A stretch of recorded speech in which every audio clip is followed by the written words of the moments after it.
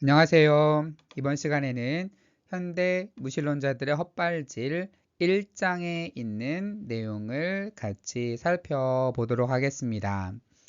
그러니까 신앙과 이성 혹은 과학은 조화 가능한가? 라는 주제가 되겠습니다.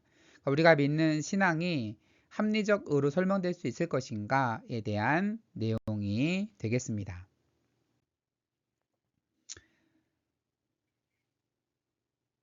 C.S. 루이스는 이렇게 말을 합니다.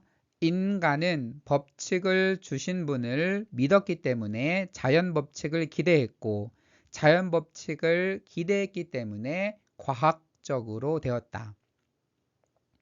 그러니까 인간이 과학을 연구하는 것은 사실 신에 대한 신앙과 연관이 있다라고 하는 거죠. 하나님이 신실하시다면, 하나님이 이 세계를 창조하셨다면 그 안에 분명한 질서를 부여했을 것이고, 그 법칙을, 그 질서를 알아가는 과정이 이제 과학 탐구의 과정이라고 하는 겁니다. 성경에서 말하는 창조는 우발적인 창조입니다. 이제 우리 책 번역에는 비필연적으로 번역이 되어 있는데, 이제 contingent는 보통 이제 우발적으로 이제 과학신학에서 번역을 합니다. 그러니까 말 그대로 chance라고 하는 것은 우연으로 번역을 하는데, 이것은 말 그대로 랜덤의 의미가 있고요. 여기서 우발적이라고 하는 말은 필연적이라는 말에 반대되는 의미로서 반드시 있어야 되는 게 필연이라면 반드시 있어야 되는 것은 아니라 어떠한 계기에 의해서 생겨나는 것을 이제 우발적이라는 표현을 통해 사용합니다.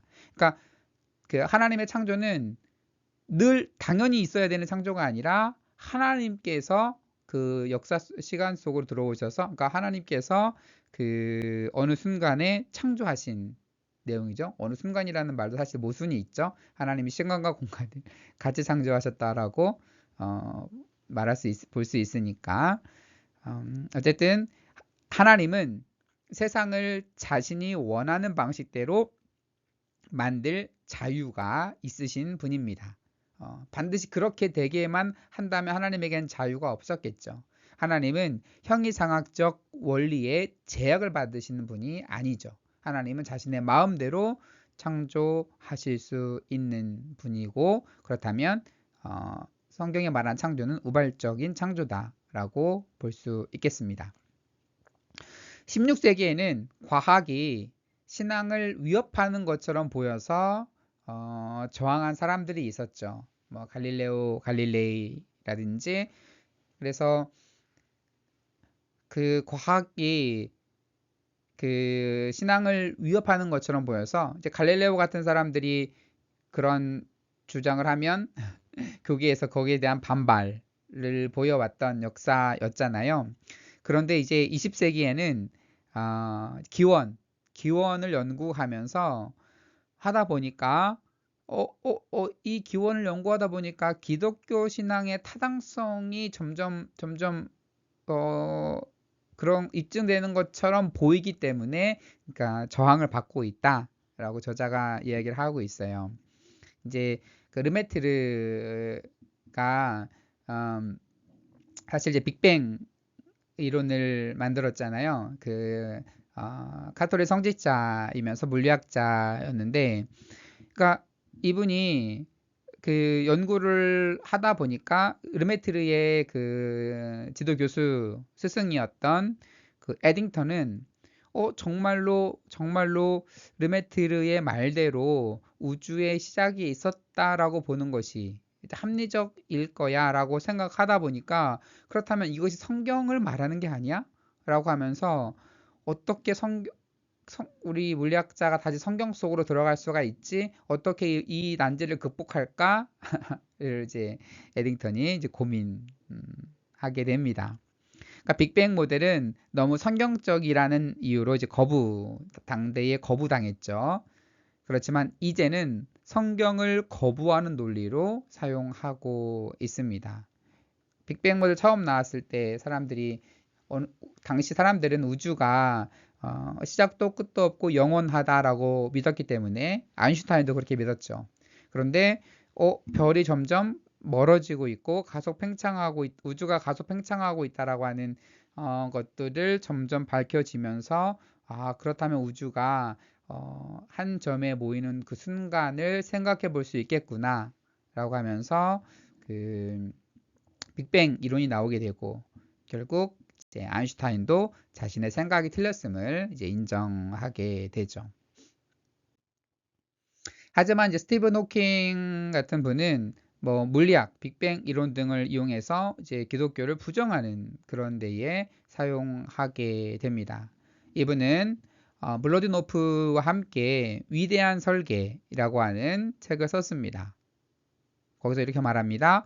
중력과 같은 법칙이 있기 때문에 우주는 무로부터 스스로를 만들어낼 수 있고 또 만들어낼 것이다. 그러니까 우주에는 법칙들이 있기 때문에 무로부터 스스로 그렇게 될 수 있다라고 주장을 하는 거죠. 그런데 이 주장이 얼마나 말이 안 되는지 그 레녹스 이분께서 이제 비판을 계속 하고 있어요. 우선 호킹의 오류를 먼저 살펴보면, 먼저 하나님을 틈새의 신으로 생각하고 있습니다. 틈새의 신이라는 것은 하나님은 이제 과학적으로 설명이 안 되는 부분을 위한 신. 그러니까 과학적으로 설명이 되는 거는 과학적으로 설명하고, 도저히 과학적으로 설명이 안 되는 부분은 이거는 신의 영역이다. 신이 이렇게 그렇게 했을 거야 라고 넘기는, 생각하는 그러한 주장인데, 이건 기독교 정통적인 신관이 아닙니다. 그런데 이제 그렇게 호킹은 그렇게 생각하고 있어요. 그래서 과학이 뭔가 더 발전해서 그 기원까지, 생명의 기원, 우주의 기원까지 다 밝혀내면 더 이상 신은 설 자리가 없다라고 생각을 하는 거죠. 이러한 주장들을 이제 틈새의 신의 주장이라고 볼 수 있는데, 이제 과학의 발전이 신의 여지를 없애는 것이 결코 아닙니다. 하나님은 우리가 이해하는 우주와 이해하지 못하는 모든 우주의 창조주입니다. 우리가 이해하는 우주는 그렇게 자연 법칙에 된 것이고, 이해하지 못하는 우주는 신이 창조한 것이고, 이게 아니라 우리가 하나님이 주신 이성의 지혜로 어느 정도 이렇게 어떻게 되어 왔는지를 알아낸다 하더라도 그렇게 되게 하신, 그러니까 이 모든 우주의 창조주를 우리는 신으로, 기독교 하나님으로 고백을 하고 있는 거죠. 그리고 이제 호킹은 이제 철학은 죽었다라는 선언을 합니다. 그런데 이 말 자체가 철학적 진술입니다. 철학은 죽었다는 말이 과학적 진술입니까? 결국 그럴 수 없죠.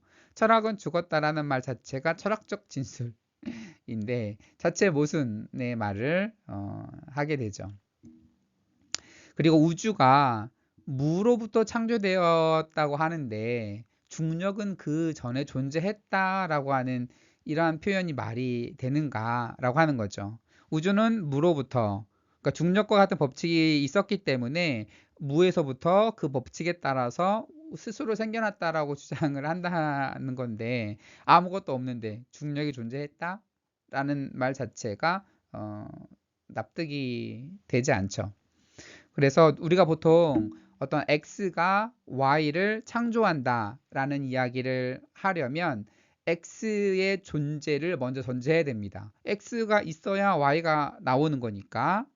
그래서 우주가 무에서 나왔다, 우주가 원래 그런 속성이 있기 때문에 그렇게 되었다라는 주장을 하려면 우주의 존재를 증명하기 위해서 그러한 속성을 가진 우주를 전제해야만 하는 그러한 모순이 발생합니다. 그러니까 그 호킹의 주장은 사실 철학적으로 말이 안 되는 거죠. 이분은 이제 과학자이고 철학적 훈련을 안 받았으니까 아마 이러한 철학적으로 보면 금방 논리적인 모순이 되는 주장들을 너무 쉽게 그냥 당연하듯이 하시는 것 같아요.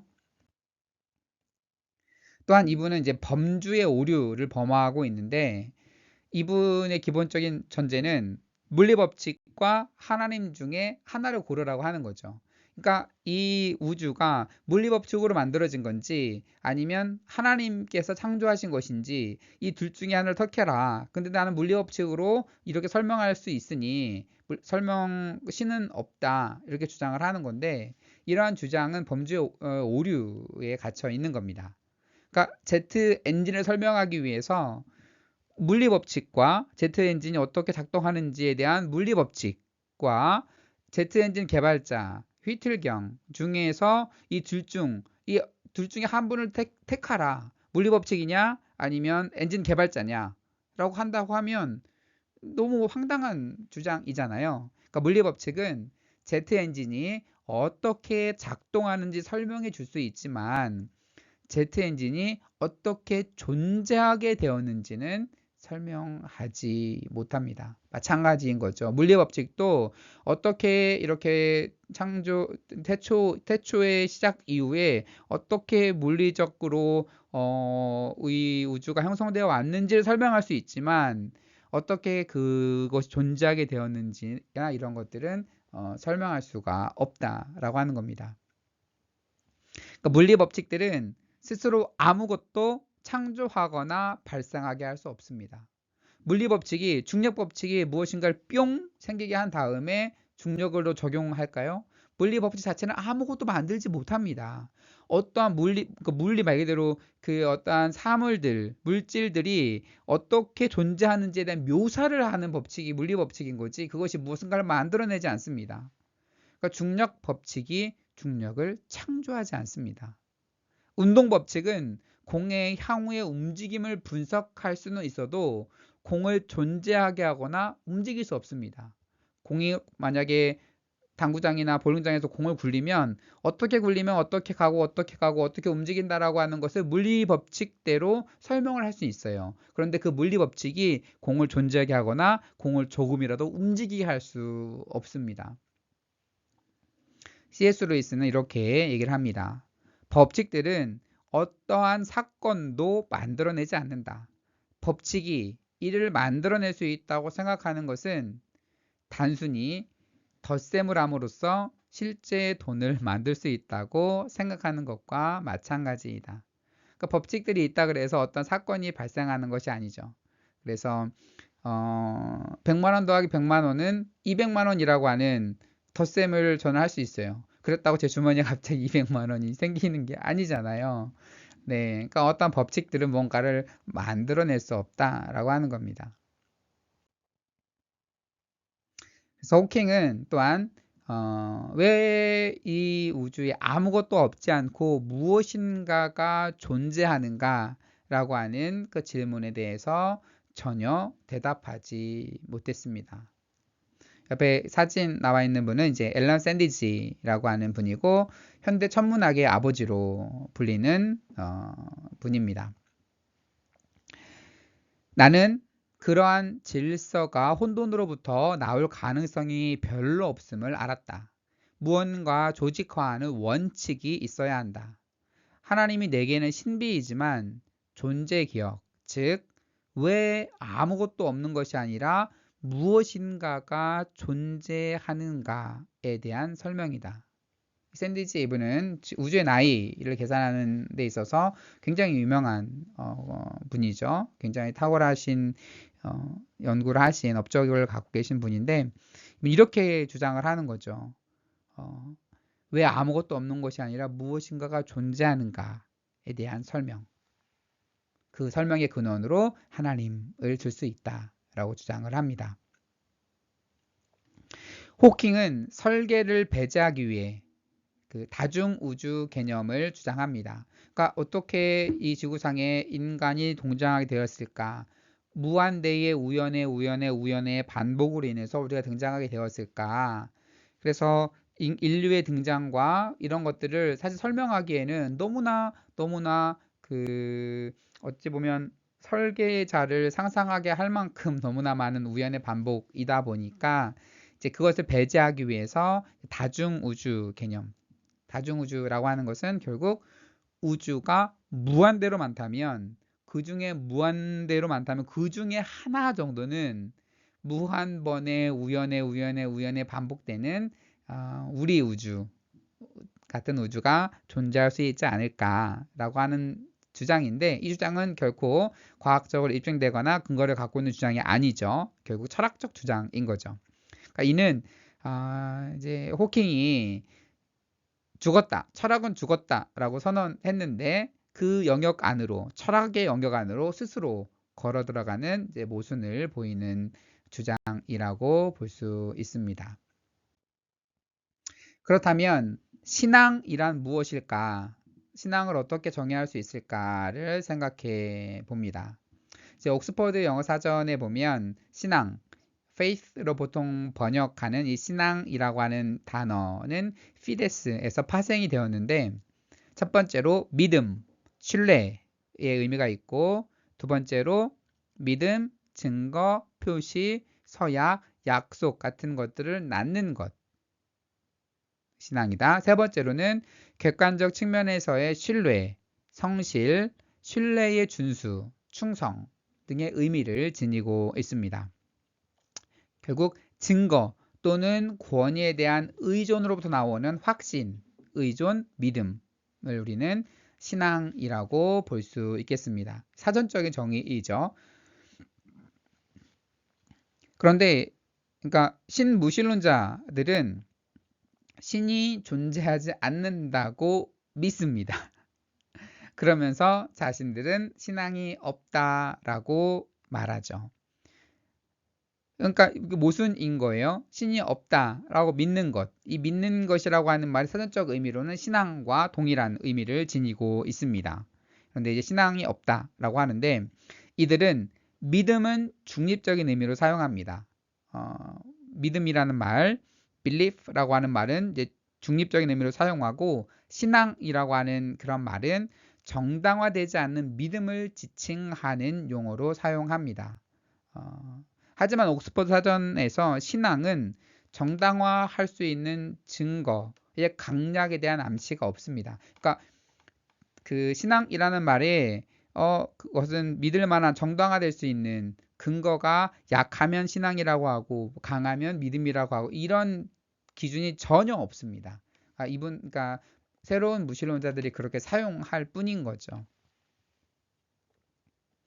신앙 또는 믿음의 타당성 또는 정당성은 그 믿음이 기초하고 있는 증거의 강도에 의존합니다. 그러니까 신앙이라는 말 자체가 틀렸다는 것이 아니라 그 믿음, 어떠한 신앙이나 혹은 그 믿음이 어떠한 근거에 의해서 그러한 믿음과 신앙을 갖게 되었는가에 따라서 그 믿음 혹은 그 신앙의 강도가 결정이 되겠죠.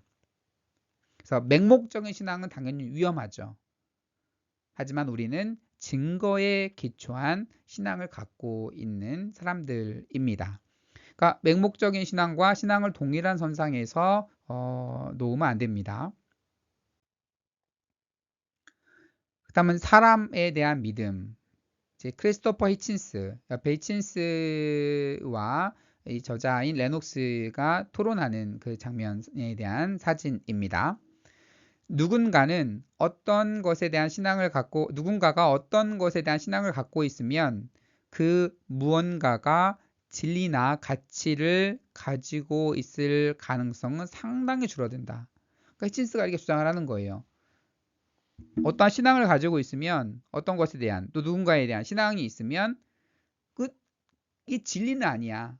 진리의 가능성이 상당히 줄어든다. 라고 하는 좀 허황된 주장을 하게 되는 거죠. 이에 대해서 레노스가 반박합니다.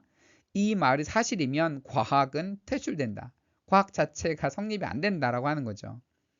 히친스가 자신의 존재에 대한 충분한 신앙을 가지고 있다면, 그러니까 내가 존재한다. 히친스는 분명히 히친스 스스로가 존재한다고 하는 그러한 신앙을 가지고 있겠죠. 그러한 믿음을 가지고 있겠죠.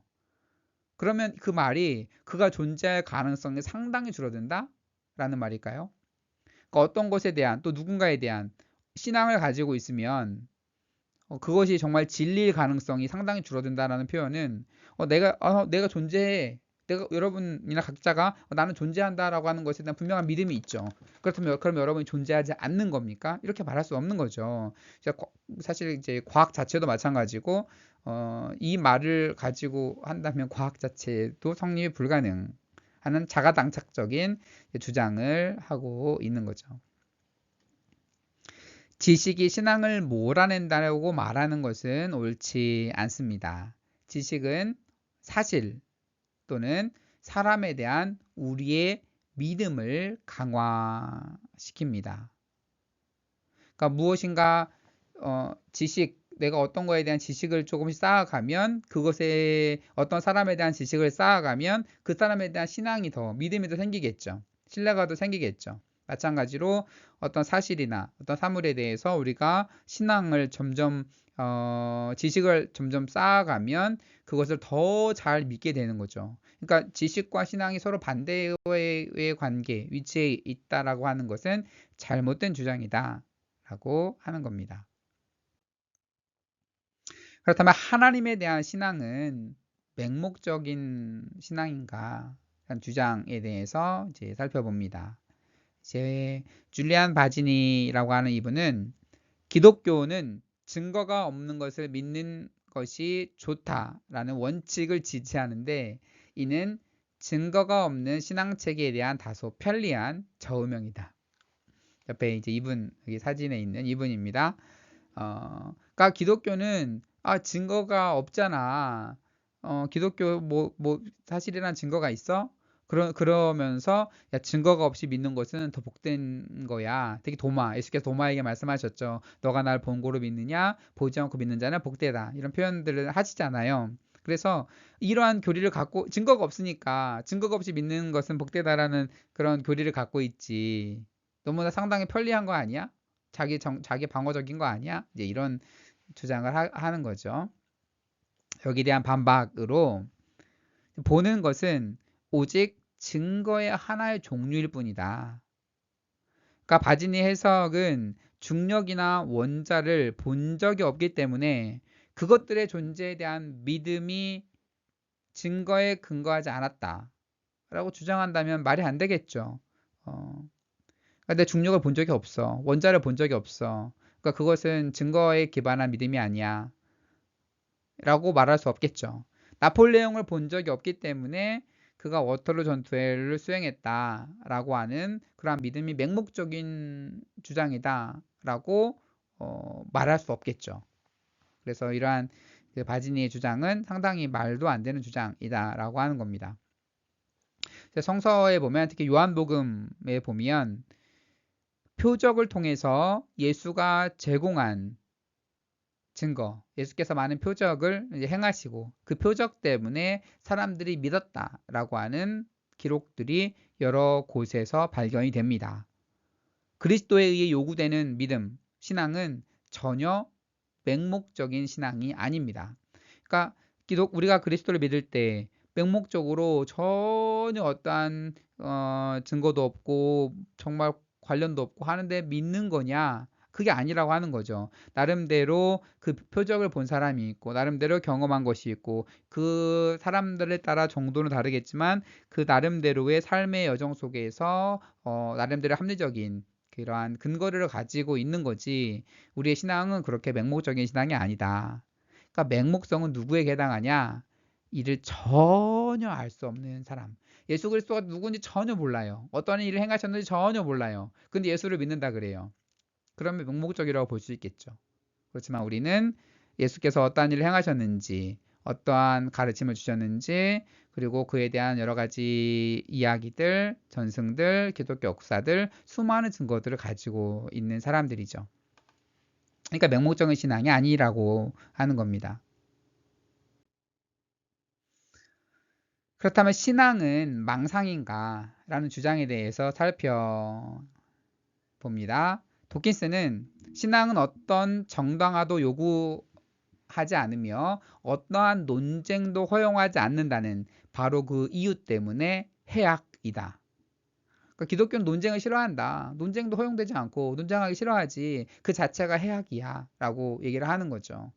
사실 교회에서 논쟁이나 신학적 토론이나 이런 것들이 활발히 되는 그런 교회나 그런 모임들이 많지 않은 것은 사실이겠죠. 그렇지만 이러한 이유로 기독교가 해악이고 신앙은 망상이라고 얘기할 수 있을까에 대한 부분입니다. 그 옆에 있는 사진, 도킨스 사진은 우리가 서론에서도 보여드렸던 사진이죠. 이렇게 신은 없다라고 하면서 그 광고하고 다녔던 분입니다. 새로운 무신론자의 대표격인 분이죠. 로버트 피어시그라고 하는 분은 이렇게 얘기합니다. 한 사람이 망상으로 고통을 당할 때에는 그것이 정신 이상이라고 불린다. 많은 사람이 망상으로 고통을 당할 때에는 그것을 그것이 이제 종교라고 불린다. 라고 하는 거죠. 한 사람이 망상이야? 정신 이상이야. 근데 많은 사람들이 동일한 망상을 갖고 있어? 이건 종교지. 그러니까 종교에 대한 비난인 거죠. 그러니까 신앙은 망상이라고 하는 입장에서 이야기를 하고 있는 겁니다. 그렇다면 우리가 더 짚어봐야 될 게 있어요. 하나님이 정말 존재하지 않는다면, 하나님 존재하지 않는데 우리가 기독교 신앙을 가지고 있고 주일에 교회 가고 막 그렇게 신앙을 가지고 있다면 기독교 신앙은 망상이 맞습니다. 이 레녹스가 얘기하는 것처럼 맞죠. 그런데 짚어봐야 될 것이 분명한 건 하나님 존재하지 않는다는 전제에서만 그렇습니다. 그런데 하나님이 존재한다면 어떻게 될까요? 하나님 존재한다면 그렇다면 무신론이 망상이 됩니다. 이 분명하게 이해를 하셔야 돼요. 그렇죠? 하나님 존재하지 않는다면 기독교 신앙은 망상이겠죠. 그런데 하나님 존재한다면 무신론이 망상입니다. 그렇죠? 신은 존재하고 신이 역사하고 함께 하는데 그것을 없다라고 주장을 한 그들의 주장이 망상이 되겠죠. 따라서 중요한 것은 하나님은 존재하는가, 존재하시는가라고 하는 것에 대한 담론으로 넘어가야 하는 거죠. 체스하프 미워시라고 하는 분은 이제 노벨 문학상을 받은 분인데 이렇게 얘기를 합니다. 죽고 나면 아무것도 없다는 믿음이 진정한 민중의 아편이다. 우리의 배신, 탐욕, 비겁함, 살인에 대해 심판받지 않을 것이라는 생각은 커다란 위안인 거죠. 그러니까 종교는 아편이다 라고 얘기하기도 하고 종교에 대해서 종교는 망상이다, 위안을 주는 것이다, 이렇게라고 그 공격을 한다고 쳐요. 그렇다면 어떤 게 더 아편이고 어떤 게 더 망상일까라면 비교해 보자라고 하는 겁니다. 그러니까 좀 재원으로 좀 풀어본다고 하면 이제 사람이 힘들게 살아가고 있어요. 그런데 힘들지 하면서 그렇지만 힘을 내. 하나님이 너와 함께 하셔. 너를 도와주셔. 우리에게는 내세에 대한 소망이 있어. 라고 하면서 한 사람을 계속 위안을 주고 힘을 북돋아줬어요. 그런데 이것을 비판하는 입장에서는 신은 존재하지 않는데 그렇게 거짓 위안을 주는 것, 이게 바로 아편이고 이것이 망상이다라고 비판을 해요. 정말 이것이 아편이고 망상일까? 아니면 다른 한편 예를 들어보죠. 그런데 다른 한편 무신론자들의 주장입니다. 무신론자들 입장에서 내세는 없어. 누가 살인을 저지르고 너무나 입에 담지 못할 이런 안 좋은 일들을 저질러요. 그런데 그들에게 얘기를 하는 겁니다. 내세는 없어. 걱정하지 마. 내세가 있어. 걱정하지 마. 라고 기독교적 입장에서 그 안심을 주는 것과, 그리고 무신론 입장에서 내세가 없어. 걱정하지 마. 이 무신론자들의 문구가 똑같잖아요. There is probably no God. 아마도 신은 없어. 그러니까 now stop worrying. 이제 근심을 멈추고 and enjoy your life. 그러니까 네가 하고 싶은 대로 해. 너 삶을 즐겨. 어떤 게 더 아편이고 어떤 게 더 망상일까? 비교 자체가 안 되죠. 어렵고 힘든 사람에게 종교적인 위안을 주는 것과 나쁜 짓을 하고 내세에 대한 아무런 생각이 없는 사람들, 그러니까 그 사람들에게, 그러니까 나쁜 짓 저지른 사람들에게 내세가 없으니까 괜찮다라고 말해주는 사람들, 사실 이것이 더 큰 위험이고 더 큰 망상이다라고 볼 수 있겠죠. 예, 신앙과 과학 부분도 이제 짧게 다루고 있어요. 무신론도 신앙의 영역입니다. 그래서 과학 자체도 신앙 없이는 존재할 수가 없습니다. 무신론도 하나의 뭔가를 신이 없다라고 믿는 믿음이니까 신앙의 영역인 거죠. 그리고 우주의 합리적인 이해 가능성을 믿지 않고서는 과학 연구를 수행할 수가 없습니다. 우주가 합리적으로 이해된다라고 하는 그런 가능성, 그런 믿음이 없으면 당연히 안 되겠죠. 그러니까 오늘 어떠한 동일한 조건에서 어떠한 실험을 했는데 이러한 결과가 나왔어요. 내일 동일한 조건의 실험을 하면 동일한 결과가 나온다는 분명한 그 확신이 있어야 되겠죠. 동일한 조건에서 동일하게 실험을 했는데 실험할 때마다 다른 결과가 나오고 모든 게 다 랜덤이라고 하면 과학 자체가 성립하지 않습니다. 그래서 우주의 합리적 이해 가능성에 대한 것으로부터 천문학이나 물리학이나 이런 학문들이 발전해 갈 수 있는 거죠. 이제 폴 데이비스, 이분은 유실론자, 신을 믿는 분은 아니에요. 하지만 이렇게 주장을 합니다. 과학은 과학자가 본질적으로 신학적 세계관을 채택할 때에만 진보할 수 있다. 가장 무신론적인 과학자조차 자연에는 우리에게 최소한 부분적으로라도 이해될 수 있는 법칙과 같은 질서의 존재를 신앙 행위의 하나로 받아들인다. 그러니까 자신은 무신론자라고 주장하는 사람들조차도, 그런 과학자들조차도 자연에는 최소한 부분적으로 이해될 수 있는 어떤 법칙이나 질서가 있다는 것을 신앙하는 거죠. 받아들이는 거죠. 믿는 거죠. 그러면서 과학 자체가 성립해 가는 거죠. 그래서 무엇인가 그 신앙이라고 하는 것이 어떤 의미가 있는 건지를 이제 그 유실론자 아닌 이분 입장에서 이렇게 주장을 하게 되는 거죠. 그리고 아인슈타인은 이렇게 주장을 합니다. 과학은 진리와 이해를 향한 열망에 푹 젖어 있는 사람에 의해서만 창조될 수 있다. 그쵸? 저기 탐구하면 뭐가 있을 거야. 이렇게 되면 뭔가 될 거야. 라고 하는 뭔가 알아내려고 하는 열망을 가진 사람들에 의해서 만들어지는 거죠. 그러나 이러한 감정의 원천은 종교에서 나온다. 나는 이 심원한 신앙이 없는 과학자를 상상할 수 없다. 과학자라면 당연 신앙을 갖고 있는 거죠. 이런 것에 대한 어떠한 진리에 대한 신앙을 갖고 있는 거고. 그래서 종교가 없는 과학은 절름발이이며 과학이 없는 종교는 맹인이다. 그래서 종교와 과학은 서로 상보 관계에 있고 서로 돕는 그런 관계에 있다라고 하는 겁니다. 아인슈타인이 이렇게 얘기를 합니다. 나는 무신론자가 아니고 자신을 범죄신론자라고 부를 수 있다고 생각하지 않는다. 나는 그러니까 무신론자도 아니고 그러니까 범신론자도 아니야. 그렇게 생각하지 않아. 라고 직접 이야기를 했어요. 그렇지만 아인슈타인이 자기는 이제 인격적인 신은 믿지 않는다 이런 표현을 했죠. 그러니까 인격적인 신을 믿지 않는다고 말하긴 했지만 그것을 이유로 도킨스는 아인슈타인을 이제 무신론자라고 단정하고 이제 글을 쓰고 이야기를 합니다. 근데 본인이 무신론자가 아니라고 얘기를 했고 범신론자도 아니라고 얘기를 했는데 도킨스가 무신론자라고 평가할 근거는 없죠. 그래서 도킨스가 아인슈타인을 평가하는 거는 굳이 의미를 두고 받아들일 이유는 없겠죠. 과학자들은 인간의 정신이 우주에 접근할 수 있다고 믿는다는 점에서 모두 신앙인이다.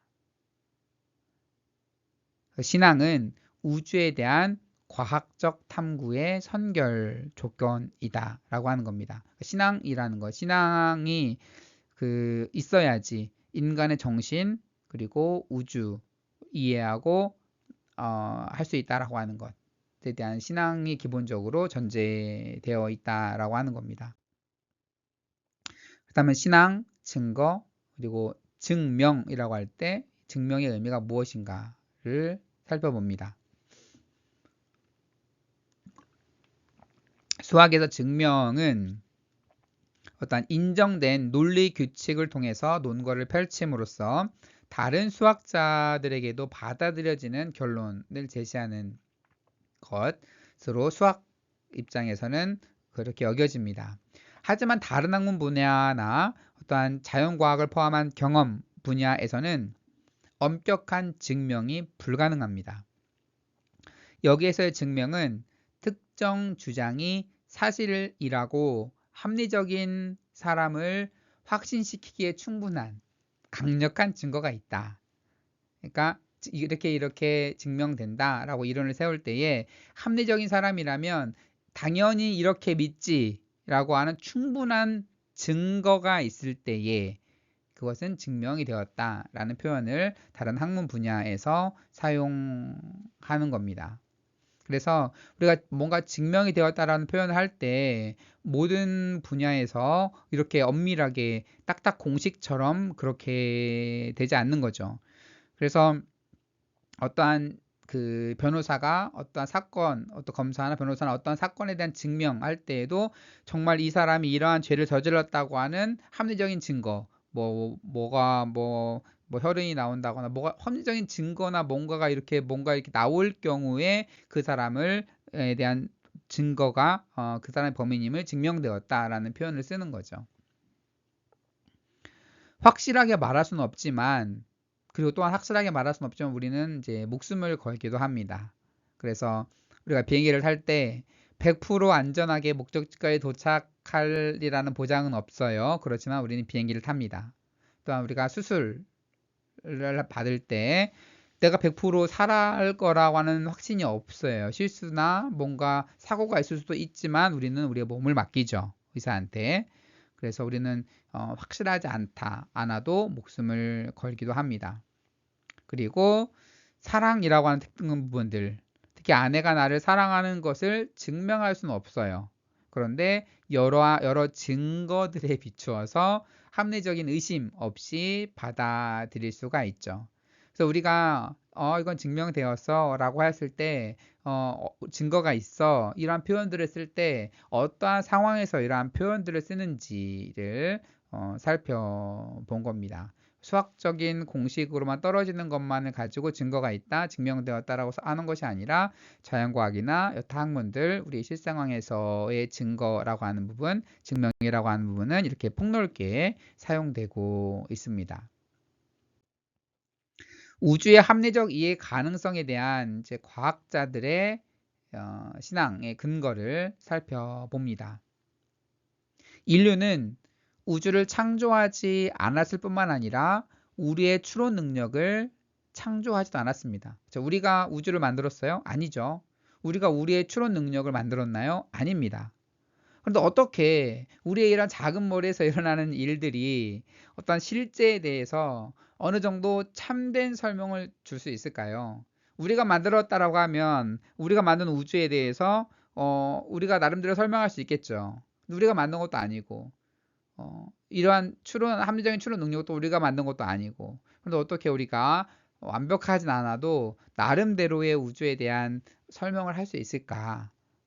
그것의 근거가 무엇일까? 라고 질문하는 겁니다.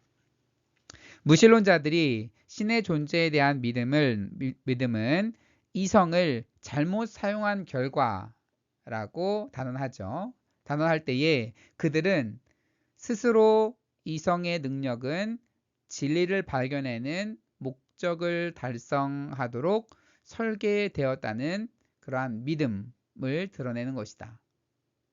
풀어서 말하면 신의 그 존재를 믿는 사람들, 그거는 이성을 잘못 사용한 거야 라고 하면, 이성을 그러면 잘 사용해야 되는 건데 이성을 잘 사용한 결과는 뭐예요?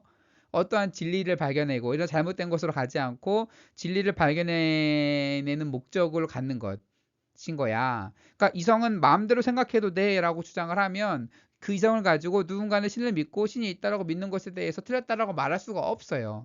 그런데 신을 믿는 것이 잘못된 결과라고 단정해서 얘기를 하려면 이성이라는 것은 어떠한 방향으로 나아가야 되는지, 어떠한 방향으로 나아가도록 설계되었는지를 전제해야지만 그 방향으로 나가지 않았을 때에 이것이 틀렸다라고 단언할 수 있는 거죠.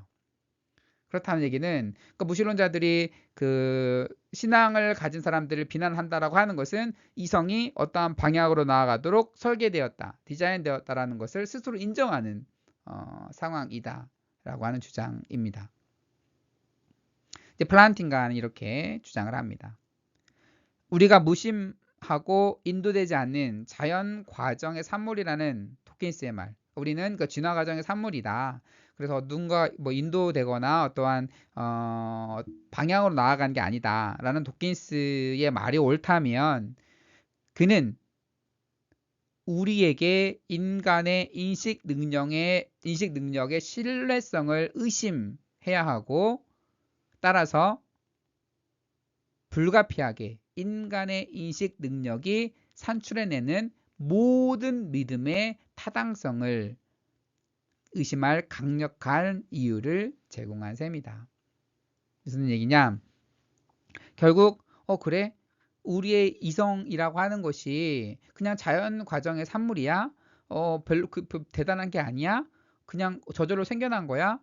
그러면 그러한 그렇게 저절로 생겨난 어떠한 대단한 것도 아닌 그러한 이성에 의해서 주장하는 그 주장을 우리가 믿을 필요가 있을까라고 하는 거죠. 그러니까 사실 무신론자들이 자신의 그 무신론의 타당함을 주장을 하면서 인간의 그 이성이라는 것이 별거 아니고 그 진화 과정의 산물이라고 주장을 해버리면 별것 아닌 이성으로 그 무신론을 주장하는, 그러니까 무신론자들의 주장을 크게 의미 있게 받아들일 이유가 전혀 없는 거죠. 왜냐하면 그들의 주장은 그냥 어쩌다가 생겨난 이성이라고 하는 별 볼 일 없는 것에 의한 주장이니까. 그래서 인간의 이성을 이제 별거 아니라고 평가한다면 그러한 평가를 전제하고 주장하는 사람들의 주장은 우리가 주의 깊게 볼 필요가 없는 거죠. 그러니까 자기 모순적인 주장이라고 하는 겁니다. 성경적 유실론은 왜 우주가 이해 가능한지에 대해서 논리적으로 설명해 줄 수 있다라고 레녹스는 보고 있습니다. 그러니까 왜 우주가 이해 가능한가? 이 과학적인 입장에서, 무신론자 입장에서는 전혀 설명할 수가 없겠죠. 어떻게 그냥 우리가 창조한 우주도 아니고 우리의 이성도 우리가 창조한 게 아닌데 어쩌다 생긴 건데 어떻게 우리가 이러한 거대한 우주를 이해할 수 있을까? 답을 전혀 줄 수가 없어요. 무신론 입장에서는. 그렇지만 성경적인 그 유실론적인 입장에서는 여기에 대한 답을 줄 수가 있다고 하는 겁니다. 어떻게 줄까요? 인간은 하나님의 형상으로 창조되었죠. 즉 합리적이고 인격적인 창조주의 형상, 하나님의 형상으로 만들어졌기 때문에 부분적으로나마 우리가 우주를 이해할 수 있다 라고 설명할 수 있어요. 하나님은 우주를 만드신 분이고 하나님은 우리의 이성을 만드신 분이고 그리고 우리에게는 우리는 하나님의 형상으로 만드신 분이고, 그러니까 우리가 하나님의 형상, 창조주 형상을 일부 가지고 있다면, 창조주 형상을 가지고 있다면 동일하게 하나님께서 만드신 우주에 대해서 나름대로 어느 정도 이해할 수 있다라고 논리적으로 설명할 수가 있는 거죠. 그렇죠? 우리가 만든 건 아니지만 우리 안에 하나님의 형상이 있기 때문에, 그래서 하나님의 형상으로 전체를 아니더라도 우주의 일부라도 이해할 수 있다라고 하는 것에 대한 논리적인 설명을 제공할 수 있다라고 볼 수 있습니다. 그래서 비판적이면서 성경적으로 생각하는 것은 모순이 아닙니다. 반대로 비판적이면서 도킨스처럼 생각하려고 노력하는 자체가 모순적이다 라고 아주 재밌게 레녹스가 주장을 합니다. 예, 그러면 지금까지 얘기들을 좀 요약 정리를 해보도록 하겠습니다. 신무신론자들은 신앙을 맹목적인 신앙으로 정의를 합니다. 신앙이라고 하면 맹목적이다 라고 주장을 합니다. 근데 옥스포드 사전에는 이 신앙이라는 그런 단어 내에 맹목적이라는 그런 의미가 전혀 없어요. 전혀 없고 증거를 뒷받침하는 문제와 관련된 종속 개념으로 정의를 하고 있습니다. 그러니까 신앙이라는 것을 무신론자들은 자기 멋대로 정의하고 그러니까 신앙은 없어야 되고 망상이고 이렇게 얘기를 하는데, 신앙이라는 단어의 본래 의미를 좀 제대로 봐라, 사전적인 의미를 좀 제대로 봐라 라고 하는 것. 신앙은 맹목적인 신앙만이 아니다. 물론 우리는 맹목적인 신앙을 거부하지만 우리는 나름대로 합리적인 근거를 가지고 신앙을 하고 있는 거죠. 신무신론자들의 신앙은 증거에 기초한 토대가 없습니다. 그러니까 신무신론자들이 자신들이 믿는 것, 신이 없다라는 믿음, 그것도 하나의 신앙이죠. 이거는 어떠한 증거, 어떠한 토대가 없습니다. 자신들이 비판하는 신앙을 지닌 완벽한, 그들은 신무신론자들은 신앙을 비판합니다. 그런데 자신들이 비판하는 그러한 신앙을 가지고 있죠. 근거 없는 신앙을 가지고 있는 완벽한 예를 보여주고 있습니다. 반면에 성경의 견해, 아까 설명한 것처럼 우주와 인간이 동일한 하나님의 작품이고 우리는 하나님의 형상으로 지어졌기 때문에 우주가 나름대로 이해 가능하다라고 하는 이런 성경적인 견해는 우리가 과학을 연구하도록 이끌어줍니다. 그러니까 우리가 합리적으로 우주를 이해해 볼 수 있겠구나라고 하는 근거가 성경에서 나오잖아요. 그렇기 때문에 이제 과학적인 발전들이 이어져 갈 수 있다라고 하는 거죠. 신무신론자들의 견해가 신앙 또는 믿음 체계가 아니라고 생각한다면 그들은 왜 다른 사람들로 하여금 이를 믿게 하기 위한 증거를 제기하려고 노력하는가? 그렇죠? 그러니까 신무신론자들은 내가 주장하는 이 무신론이 신앙이 아니야, 합리적인 거야 라고 한다면 합리적인 증거를 제시하면 그러니까 그것을 사람들에게 믿게 하기 위해서 계속 뭔가 증거를 계속 내려고 하고 어떻게 말하려고 노력하고 있죠. 그 자체가 바로 신앙 또는 믿음 체계다라고 하는 겁니다. 그게 아니었다면 이제 말 그대로 과학적인 주장이었다면 그렇게 얘기할 필요가 없겠죠. 이렇게 노력할 필요가 없겠죠. 결론입니다. 결국 하나님에 대한 신앙은 망상이 아니다 라고 하는 겁니다.